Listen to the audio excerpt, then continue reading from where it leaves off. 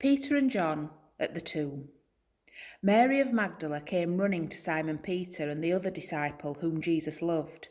They had taken the Lord out of the tomb, she said, and we don't know where they have put him. So Peter set out with the other disciple to go to the tomb. They ran together, but the other disciple, running faster than Peter, reached the tomb first. He bent down and saw the linen cloths lying on the ground, but did not go in. Simon Peter, who was following, now came up, went right into the tomb, saw the linen cloths on the ground, and also the cloth that had been over his head.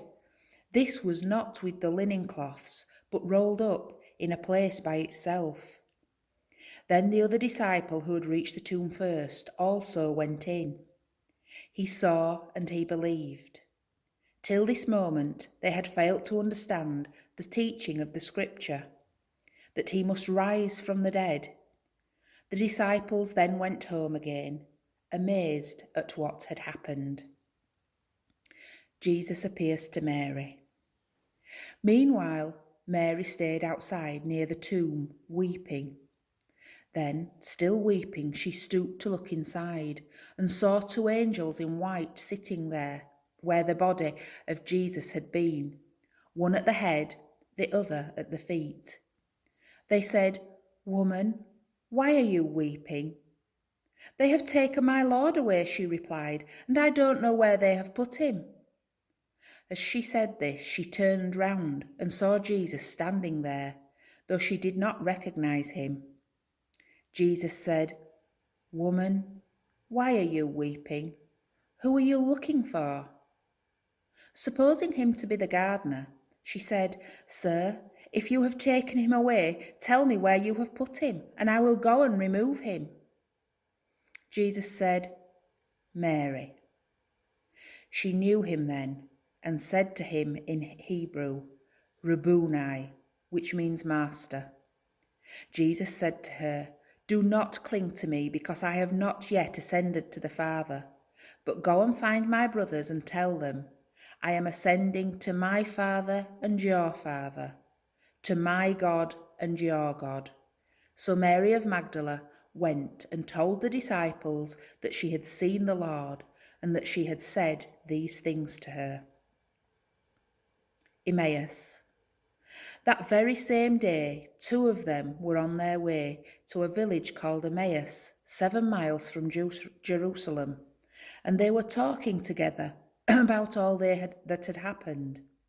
Now, as they talked this over, Jesus himself came up and walked by their side, but something prevented them from recognizing him. He said to them, "What matters are you discussing as you walk along?" They stopped short, their faces downcast. Then one of them, called Cleopas, answered him, "You must be the only person staying in Jerusalem who does not know the things that have been happening there these last few days."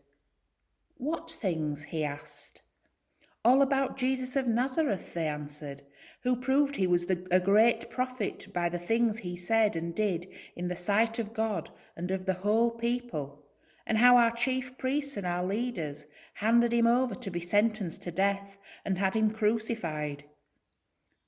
And this is not all. 2 whole days have gone by since it all happened, and some women from our own group have astounded us. They went to the tomb in the early morning, and when they did not find the body, they came back to tell us they had seen a vision of angels who declared he was alive. Some of our friends went to the tomb and found everything exactly as the women had reported, but of him they saw nothing." Then he said to them, "You foolish men, so slow to believe the full meaning of the prophets. Was it not ordained that the Christ should suffer and so enter into his glory?" Then, starting with Moses and going through all the prophets, he explained to them the passages throughout the Scriptures that were about himself. When they drew near to the village to which they were going, he made as if to go on, but they pressed him to stay with them. "It is nearly evening," they said, "and the day is almost over." So he went in to stay with them. Now while he was with them at the table, he took bread and said the blessing. Then he broke it and handed it to them, and their eyes were opened, and they recognized him, but he had vanished from their sight. Then they said to each other, "Did not our hearts burn within us as he talked to us on the road and explained the scriptures to us?" They set out that instant and returned to Jerusalem. There they found the 11 assembled together with their companions, who said to them, "Yes, it is true. The Lord has risen and appeared to Simon." Then they told their story of what had happened on the road and how they had recognized him at the breaking of bread.